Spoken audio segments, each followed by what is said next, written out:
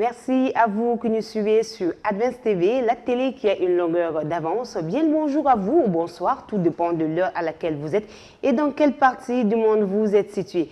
Bienvenue dans l'émission Inté avec une émission assez détente avec des invités de marque, des invités que j'ai envie de dire triés sur le volet. Aujourd'hui, on parle de culture. Culture avec le programme de marketing territorial, la petite valise rouge. Je pense que vous avez des indices, mais je ne vais pas tarder à vous donner plus d'informations. Aujourd'hui, je reçois sur le plateau d'Inté avec Djenebou Sidibé, alias Zena pour les intimes, celle qui traîne la petite valise rouge. Alors Zena, comment vas-tu? Bonjour Hassan. Tu vas bien, j'espère? Oui, très bien, et toi? C'est un plaisir de t'avoir sur ce plateau. Merci pour l'invitation aussi. Alors, on va d'abord commencer par cette histoire de petite valise rouge. Sur tes différents réseaux, on te connaît avec la petite valise rouge. Alors, comment c'est venu? Bon, la valise rouge, en fait, avant la valise rouge, c'était le sac à dos. En fait, l'idée, c'est parti des différentes activités du groupe Walaha, parce qu'il faut noter que je suis directrice de programme au sein du groupe Walaha. Et on va dire c'est ma structure de mère. Ça fait plus de 10 ans maintenant que je travaille dans cette structure. Donc, du coup, c'est la structure qui m'a formée et tout. Donc, du coup, on avait notre festival qu'on appelait le festival Ciné-Ado, qui avait dit le cinéma porté ado. Donc, du coup, le concept a commencé à l'approche de Ciné-Ado. Walaha, c'est une entreprise aussi sociale. Nous travaillons beaucoup avec les communautés. Donc, du coup, à l'amont du festival, on traînait dans toutes les localités du Mali. On allait à la rencontre des jeunes. On formait ces jeunes, on les outillait pour qu'ils puissent créer des contenus cinématographiques et tout. Et ces films de ces jeunes-là étaient projetés pendant le festival à côté des films des grands réalisateurs. Donc, chaque approche du festival Ciné-Ado, moi j'avais mon sac à dos et on a commencé la communication en disant que mon sac à dos numérique rempli de caméras et tout et débarque dans les différentes régions du Mali. Peut produire du ciné et le cinéma porté à dos. Ça veut juste dire qu'avec juste des matériels dans ton sac à dos, tu n'as pas besoin de gros matériels de production, les jeunes, pour pouvoir créer de contenu en fait. Donc c'était tout le temps le sac à dos et on a commencé la communication à ça.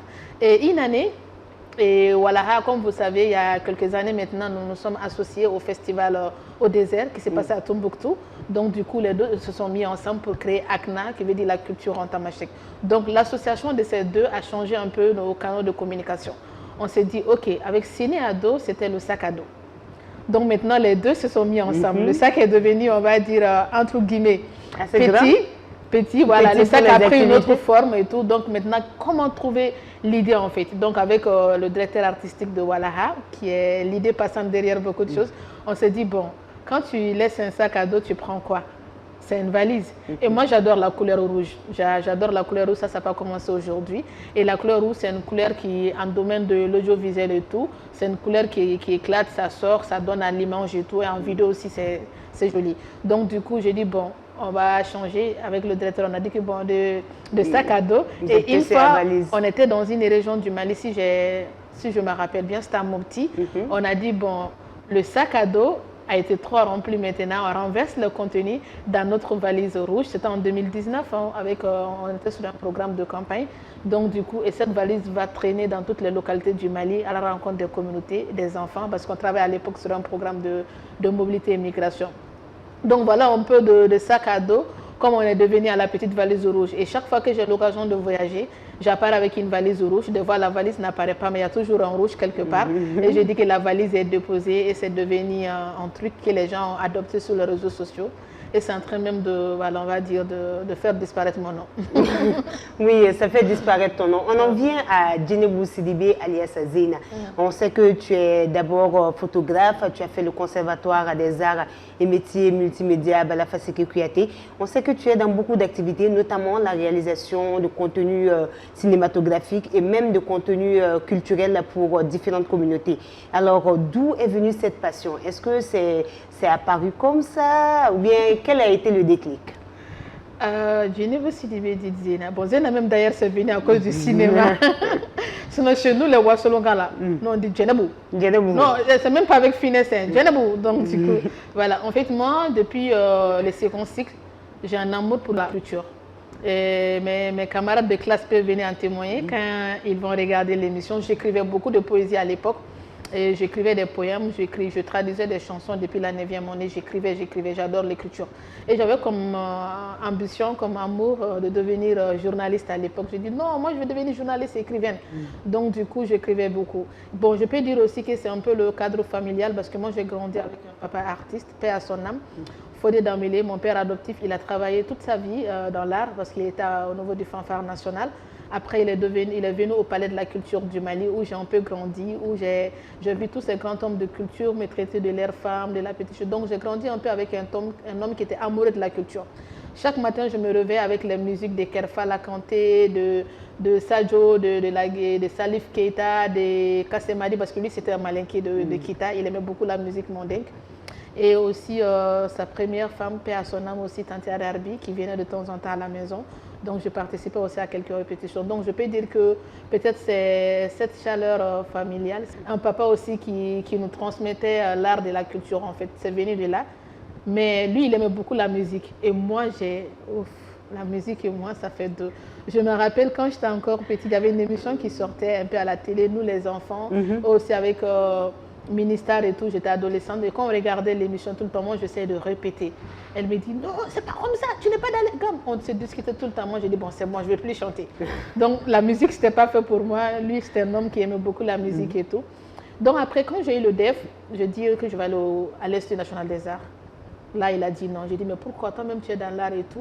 Il dit non, il faut que tu aies le bac parce que le bac c'est important et tout. C'était pas pour dire que ceux qui sont allés directement à l'Institut national, mais lui c'était vraiment ce qu'il voulait pour moi. Il voulait une base Voilà, d'abord. voilà ce qu'il voulait pour moi. Il m'a dit, arrivé au lycée, peut-être que moi je t'influence maintenant, mais peut-être que quand tu vas arriver au lycée, tu vas trouver d'autres routes. Peut-être que tu vas pas vouloir faire l'art et tout. Réfléchis bien en fait. Et je suis allée au lycée.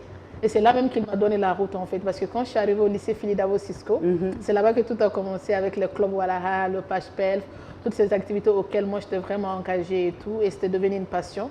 On restait à l'école très tard la nuit, on traînait, on rencontrait des hommes de culture. Et Walaha avait implanté un club dont moi j'étais l'une des chargées de communication avec Wati et les autres. Donc tout est parti de là. Le cinéma, ça va être un peu long, on va faire bref. Le cinéma, c'était quand je faisais la 11e, je pense, ouais. J'avais 15 ans et on était avec le club Walaha. Un jour, je reçois un appel de mon oncle, Fousseini Diakité. Il me dit, c'est le président du groupe Walaha, Fousseini. Je dis, ah, tonton Fousseini, ça va et tout. Il me dit, bon, il faut que tu viennes au bureau, on va discuter. Il y a les ateliers du regard, tu dois participer et au nom de lycée Philippe Dabo Cisco tout. Et c'était un projet de Walaha avec l'ambassade de France et tout. Et quand je suis venue, on a fait les trucs et j'ai été sélectionnée. C'était avec la FEMIS aussi, qui est l'une des plus grandes écoles de cinéma et de son en France quand même. Donc j'ai fait la formation, c'était ma première formation professionnelle. On avait fait depuis beaucoup de formations. Voilà, depuis les lycées. On avait fait des formations avec Walaha déjà, on avait fait des films d'école qui participaient à Cinéado. Tu avais déjà une notion, une base. J'avais une notion, une base d'écriture des scénarios. Mais cette formation a vraiment rendu plus professionnel parce qu'on avait des grands cinéastes venant de France, du Mali et tout. Et à 15 ans, j'ai réalisé mon tout premier film qui est toujours sur YouTube, La vie de Nyaralé. Et ce film parlait déjà de tout ce qui était droit des jeunes filles, des droits de l'enfant, des gens qui quittent les milieux ruraux pour venir à Bamako, étudier en grande ville. Donc c'était des thématiques que j'ai toujours adoptées. Et de là, c'est parti. Et après le lycée, après le bac, je fais le concours d'entrée au conservatoire Bala-Fasségué. Et je commençais à étudier. Le même moment que je commençais à étudier à Bala-Fasségué, je travaillais déjà à Walaha parce que depuis après les ateliers du regard en 2012, quand même où j'étais très jeune, et j'ai pu laisser le bureau. Chaque jour, je partais travailler après les cours et tout. Et quand j'ai jumelé les études au travail avec les voyages de formation. Et c'est ça qui a fait de moi un peu ce que je suis. Voilà. Alors, le nom groupe Walaha revient continuellement. Le groupe Walaha, le groupe Walaha, le groupe Walaha. On peut dire que c'est le groupe Walaha qui a fait de Zena ce qu'elle est aujourd'hui. On peut dire ça, oui. Alors, parlons des activités du groupe Walaha. Vous avez d'abord énoncé le fait que le groupe Walaha est dans tout ce qui est activité culturelle. D'abord avec Ciné Ado, maintenant avec le festival Agna, un festival qui est cumulé avec le festival Essakana du désert. Exact. Alors, comment on peut prendre les activités de Walaha? Est-ce que ce sont des activités sociales ou bien ce sont des activités à but lucratif? Walaha, on se résume en trois mots. Éducation, communication et art. Je pense que toi rentres dans ça. Nous sommes dans l'éducation et l'éducation à travers le numérique, le digital, l'insertion socio-professionnelle, la formation, l'accompagnement, l'incubation en fait des jeunes, des femmes. Notre public cible, c'est les jeunes et les femmes. Sur nous travaillons avec toutes les communautés.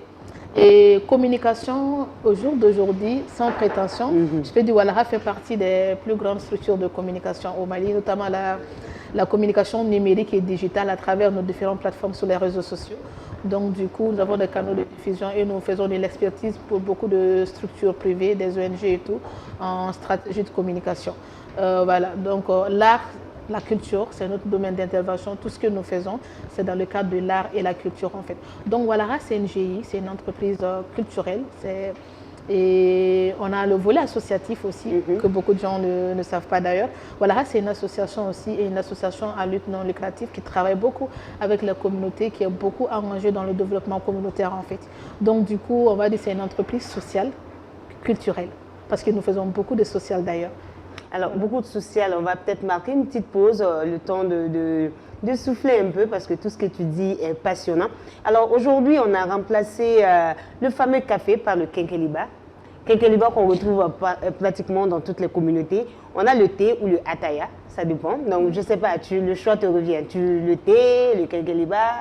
Bon, quand je vois le thé, il y a mon côté nordiste qui fait surface quand même parce que la communauté touareg m'a adopté. Bon, le kenkeliba aussi, j'aime bien parce que je suis malinké aussi, malinké d'adoption. Et je viens de Kaï. Kaï m'a fait aimer le kenkeliba. Donc, du coup, je pense que je vais opter pour le kenkeliba. D'accord. Donc, nous allons opter pour le kenkeliba à la place du café et du thé pour aujourd'hui alors. Voilà.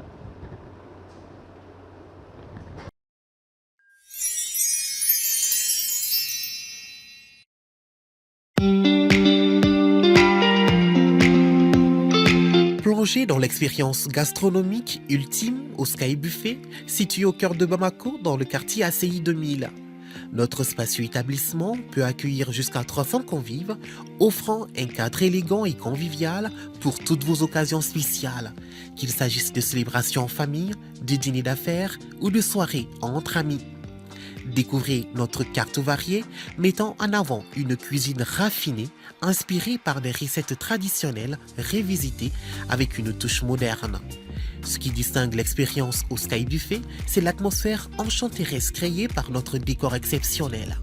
Chaque détail a été soigneusement pensé pour créer une atmosphère captivante, mêlant harmonieusement élégance et chaleur.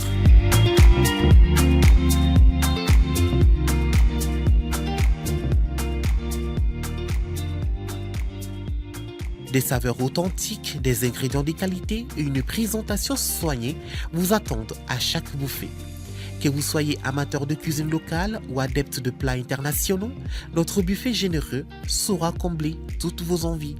Sky Buffet, c'est à l'ACI 2000, au 9e étage de l'immeuble IBI Group. Pour réserver votre table ou obtenir plus d'informations sur nos services, n'hésitez pas à nous contacter au 71 92 92 31 ou au 61 92 92 31. Laissez-vous séduire par l'ambiance envoûtante du Sky Buffet, où chaque repas devient une expérience mémorable à partager.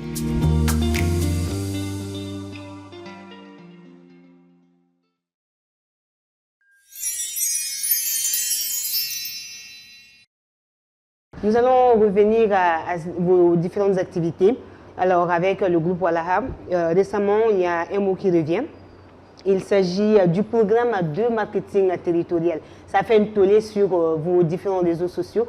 Alors, quand on entend programme de marketing territorial, pour ceux qui ne connaissent pas, ça veut dire quoi et ça a quel impact, quel but? En fait, le programme de marketing territorial, c'est un projet du groupe Walahra. C'est l'un de nos bébés parce que, comme je dis, Walahra, c'est carrément un groupe. Il faut que les gens comprennent, on est un groupe et dans ce groupe, il y a beaucoup de composants, notamment le festival ACNA, l'université de vacances, et la nuit des Nyana, marketing territorial, Walahra Web TV, LabTap, les différents startups incubés. Donc c'est carrément un groupe qui regroupe beaucoup d'identités en fait. Donc le marketing territorial Mali fait partie de l'un de nos volets, de l'un de nos programmes. Le programme de marketing territorial Mali, comme beaucoup de gens se posent la question, ils me disent mais attends, comment on fait du marketing autour du territoire? Est-ce que vous voulez vendre notre territoire? Qu'est-ce que ça se passe en fait? Non, la question est posée. La question est posée. En fait, le programme de marketing territorial, c'est un programme tout d'abord de développement communautaire. C'est un programme de développement communautaire à travers l'art, le numérique, le digital et surtout en mettant en valeur tout ce qu'on a comme chez nous, nos patrimoines et nos identités culturelles. Notre directeur, il a l'habitude de le dire, la seule chose qu'on reste rattaché, on peut perdre confiance en nos hommes politiques, On peut perdre confiance à nos dirigeants, on peut perdre confiance à nos amis, tout ce qui nous entoure, la gouvernance du pays. Mais la seule chose auquel on reste rattaché, c'est notre territoire en fait. Et c'est la chose qu'on a en commun. Le Mali, notre territoire, nos identités culturelles, nos traditions et nos coutumes en fait. Et quand tu arrives à faire aimer les gens, leur territoire, et que tu arrives à développer cette appartenance culturelle à eux, je pense déjà que le pari est à moitié gagné. Et nous, on mise sur ça en fait. C'est pourquoi on utilise beaucoup le côté immersion et randonnée et visite touristique pour communiquer. Mais ça va au-delà d'une simple immersion, ça va au-delà des simples randonnées. C'est des programmes de développement communautaire. En petit résumé, le programme de marketing, c'est un programme qui s'implante dans les différentes localités du Mali. Notre public, c'est les jeunes, les femmes. On les forme d'abord et on leur fait aimer leur territoire. On leur fait découvrir ce qu'ils ont chez eux comme richesse culturelle, leur patrimoine, tout ce qu'ils ont de naturel, patrimoine, culture, tradition. Et nous essayons de les former autour de ça et créer des hubs culturels et outiller ces jeunes-là pour leur mettre au profit de leur communauté, pour la bonne gouvernance, pour les questions de citoyenneté et pour aussi promouvoir, c'est la côté promotion de leur localité, et aussi promouvoir tout ce qu'ils ont comme identité culturelle dans leur localité. Alors, comment ça se passe? Est-ce que quand vous arrivez dans ces localités, vous les apprenez à faire des photos? On parle du contenu. Le contenu, c'est quoi? En fait, le programme de marketing qu'on a commencé, notre première zone d'intervention, c'était à Gao, il y a quelques années quand même. On a testé ça à Gao. On a carrément installé notre incubateur à Gao avec des jeunes qu'on a eu à former sur plusieurs sessions. Ils étaient venus à Bamako, après nous on est partis à Gao. Et ces jeunes, après, ils ont été outillés.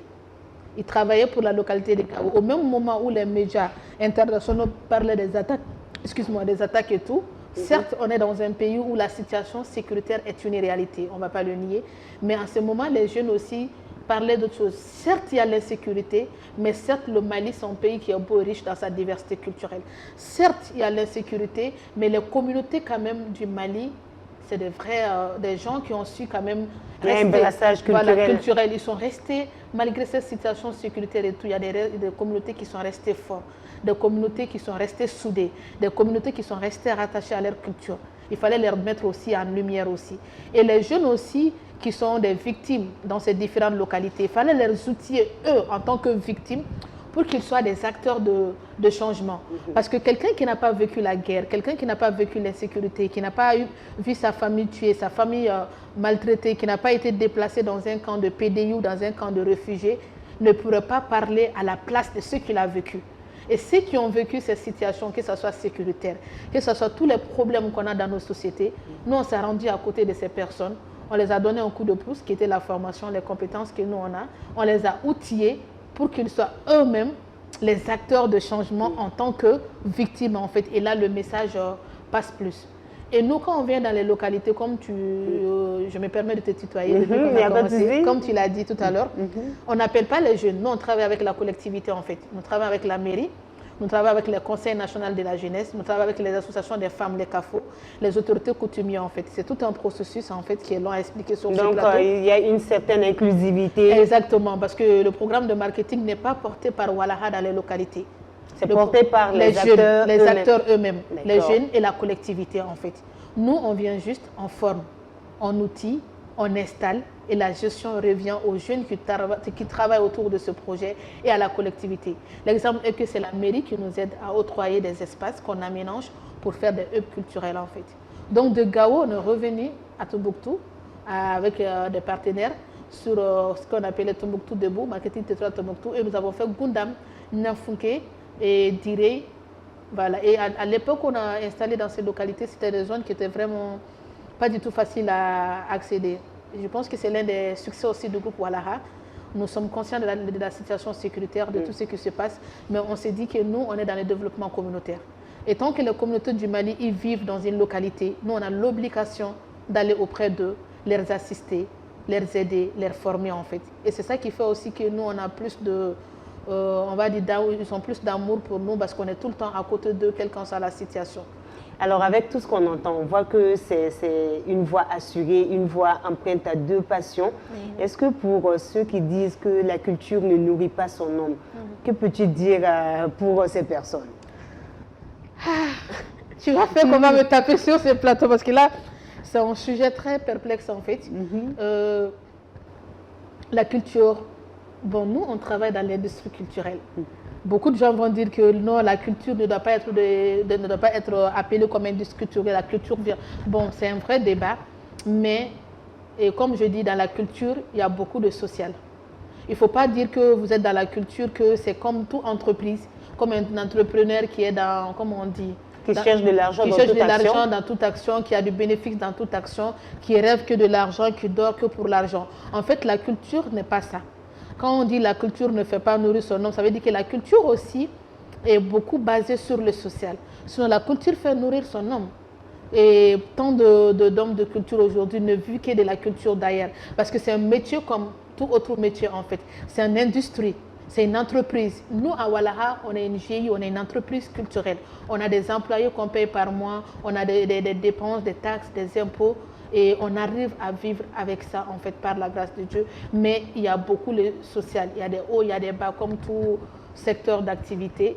Et tu ne peux pas faire la culture comme le fera une industrie, on va dire, métallique ou comme minier ou tout. C'est compliqué parce que la culture, c'est beaucoup le social. Parce que tu travailles avec les ethnies, les communautés. Tu touches à l'identité culturelle des gens et tu utilises l'outil public.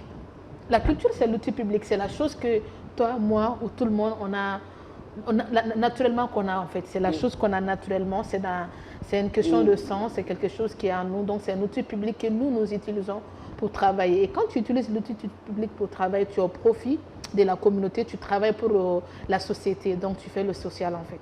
Faire le social. Alors on sait que beaucoup de voyages dans les zones parfois qualifiées de zones rouges, ça fait poser beaucoup de questions. Alors, des anecdotes pour temporiser un peu les choses. J'imagine, tu t'es retrouvée dans des situations quelque peu embarrassantes. Bon, je pense que pour des mesures sécuritaires, on ne peut pas dire beaucoup d'anecdotes ici parce que tout ce qui touche la sécurité à ce temps est très sensible. Tout à fait. Et pour ceux qui me suivent sur les réseaux sociaux, les questions de sécurité reviennent tout le temps dans mes publications. Je dis aux gens que je suis désolée, mais je ne suis pas agent de sécurité. Je ne travaille pas dans la sécurité, moi je travaille dans la culture, je suis entre guillemets humanitaire, je suis agent de terrain et je travaille dans le développement communautaire. Chaque métier a des risques.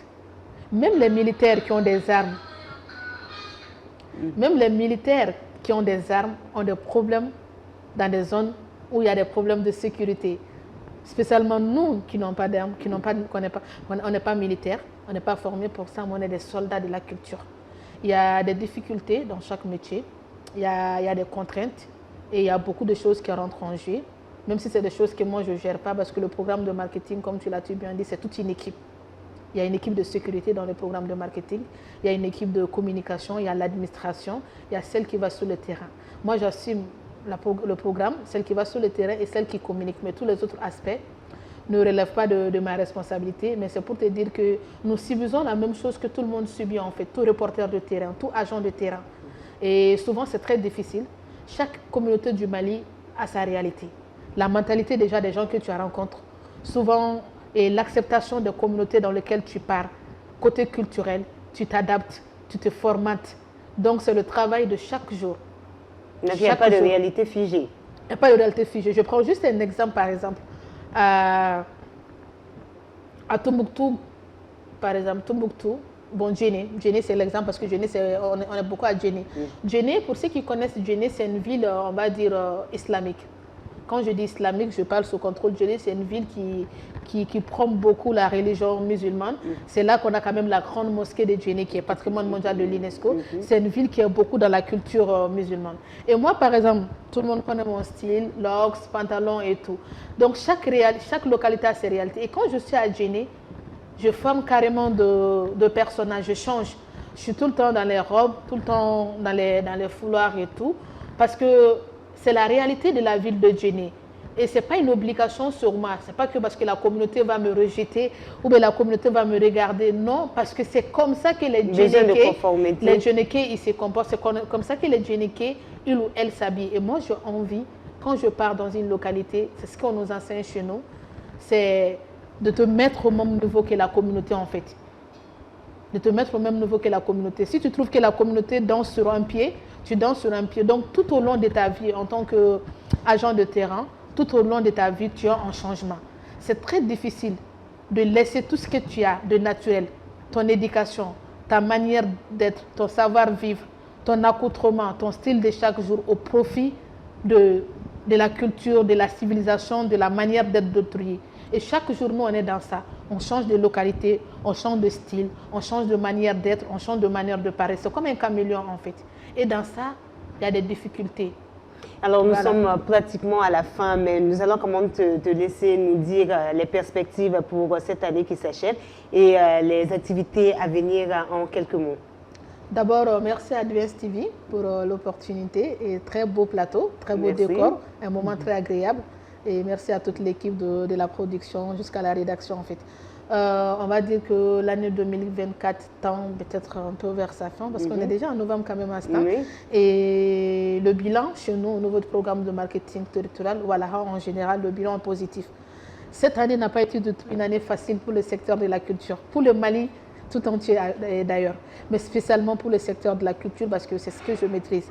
Mais les acteurs culturels du Mali sont très résilients, on est resté fort, on est resté debout, on est resté persévérant. On a tenu et à Walaha, on a tenu. Ça n'a pas été facile, mais on a tenu.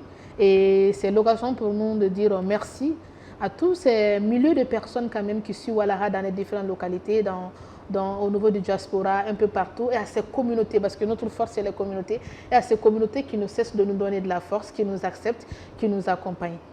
On a couvert beaucoup, on a travaillé dans beaucoup de localités en 2024 et on n'a pas encore fini. Même dans 2 jours, on va encore aller dans d'autres localités. On est au moment des bilans, on va retourner dans nos zones d'intervention, retravailler avec ces communautés, faire le bilan de 2024 pour préparer les grands jours. Parce que la surprise, c'est qu'on prépare le lancement officiel. C'est un programme qui est là depuis des années maintenant, mais officiellement, il n'y a pas eu de lancement. On prépare le lancement officiel du programme de marketing et on espère qu'Advance TV sera avec nous. Et on est en train de choisir d'autres localités pour 2025 qui va être, si Dieu le veut, une année où le programme va encore plus se développer et qui va quitter l'étape A pour aller à l'étape B en fait. Voilà. Alors, c'est tout le mal qu'on vous souhaite. C'est vraiment que le programme de marketing territorial puisse grandir et être implanté dans toutes les localités. Alors, c'est sur cette note agréable que se referme cette émission que j'ai eu le plaisir de partager avec la petite valise rouge. Mais son nom, c'est Djinemou Sidibé, alias Zena, pour ceux qui la connaissent. Merci à vous qui nous suivez. Merci à l'équipe de production. Je pense notamment à Moussa Tcholo Touré. Je pense à Seriba. Je pense à Mafa. Je pense à Mohamed. Merci et à très vite sur Advance TV, la télé qui a une longueur d'avance.